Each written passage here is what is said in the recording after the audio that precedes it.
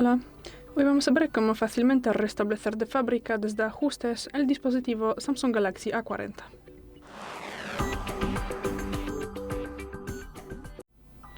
Para esto pasamos a los ajustes y luego tendremos que bajar y abrimos Administración General.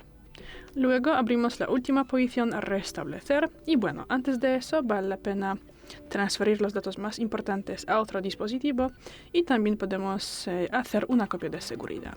Y luego podemos seguir con el restablecimiento de fábrica y para esto aquí nos sirve restablecer valores de fábrica. Aquí podemos ver todo lo que será eliminado. Si confirmamos con eliminar todo y esperamos. Y ya, es todo. Gracias por el vídeo, danos un like y suscríbenos. Hasta luego.